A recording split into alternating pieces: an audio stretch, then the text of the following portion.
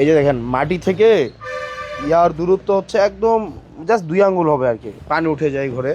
এটা শহীদের রুবেল, ওনার ছেলে হচ্ছে এটা, মানে যে মারা গেছে এটা হচ্ছে শহীদ রুবেলের ছেলে, বুঝছেন? হ্যালো বাবা, এটা হচ্ছে শহীদ রুবেলের ছেলে। আর আপনার মেয়েটা কোথায়? স্কুলে গেছে?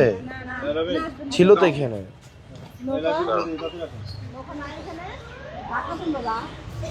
আচ্ছা, আমরা সিদ্ধান্ত নিয়েছি মোটামুটি কিছু জায়গা থেকে আমরা 5 লাখ টাকা ম্যানেজ করতে পারবো না ভাই?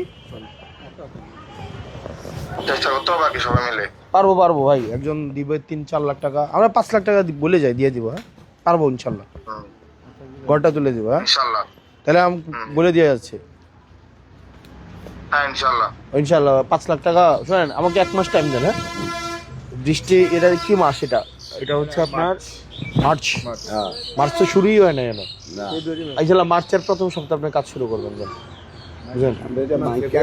ঠিক আছে আরিফ ভাই, তাহলে আমি তো এমন না যে, মানে ধরেন আমার সরকারি জায়গা থেকে সরকার আমাকে প্রত্যেক বছর 10 লাখ টাকা দিবে দান খয়রাতের জন্য।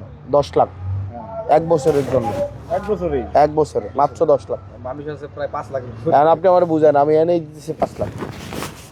এই যে মসজিদ, মাদ্রাসা, ঈদগাহ দিব, সব মিলাই দিব 10 লাখ, বুঝছেন? তো আপনি শোনেন, আপনি 5 লাখ টাকা, এর মাঝখানে কিছু আমার বড় ভাইয়ের টাকা আছে। ওই যে দেখলাম এখন কথা বললাম, উনি ফ্রান্স থাকেন, উনি কিছু টাকা দেবেন। একজন আছেন আমাদের ফারুক ভাই, উনি কাতার থাকেন। এই যে আমি যার বাসায় থাকি, জাহিদ ভাই আছে। জাহিদ ভাই চিনেন না? ওই জাহিদ ভাই কিছু টাকা দিবে। আমার বন্ধু শুভ আছে, কিছু টাকা দিবে।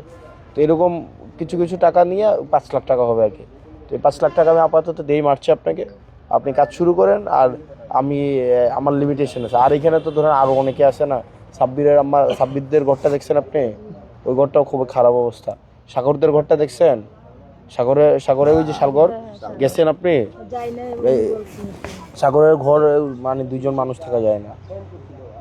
ইয়াসিনদের বাসায় গেছেন? কারণ আমরা সবাই মিলে একটু একটু করে দিয়ে চেষ্টা করতে হবে, তাই না? চেষ্টা করে নাও বাবা।